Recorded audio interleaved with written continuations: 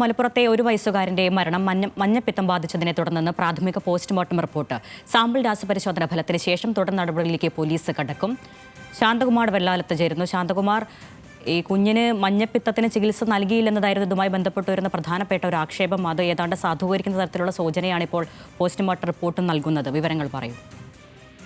വിജയവരണ്യകം തന്നെയാണ്. കുഞ്ഞിനെ മാതാപിതാക്കൾ ചികിത്സ നൽകിയില്ലെന്ന വിവരത്തിന്റെ അടിസ്ഥാനത്തിൽ തന്നെയാണ് പോലീസ് കേസ് അസ്വാഭാവിക മരണത്തിന് കേസ് രജിസ്റ്റർ ചെയ്യുന്നു. ഇതുമായി ബന്ധപ്പെട്ട പോലീസിനും ആരോഗ്യവകുപ്പിനും പരാതിയും ലഭിച്ചിരുന്നു. അതിന്റെ അടിസ്ഥാനത്തിലാണ് പോലീസും ആരോഗ്യവകുപ്പും അന്വേഷണം ആരംഭിച്ചത്. അതാണ് പിന്നീട് ഈ കുഞ്ഞിന്റെ മൃതദേഹം, കബറടക്കിയ മൃതദേഹം പുറത്തെടുത്ത് വീണ്ടും പോസ്റ്റ്മോർട്ടം നടന്ന സാഹചര്യം ഉണ്ടായത്. ഈ പോസ്റ്റ്മോർട്ടത്തിലാണ് ഈ കുഞ്ഞിനെ മഞ്ഞപ്പിത്തം ബാധിച്ചതായി ഇപ്പോൾ കണ്ടെത്തിയിരിക്കുന്നത്. പ്രാഥമികമായുള്ള ഒരു വിവരം മാത്രമാണ് ഇപ്പോൾ അതിന് ലഭിക്കുന്നത്.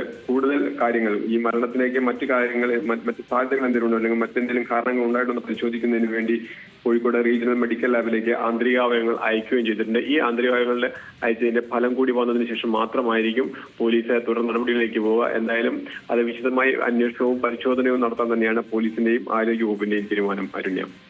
ശാന്തകുമാർ വെള്ളാലത്താണ് വിവരങ്ങൾ നൽകിയത്.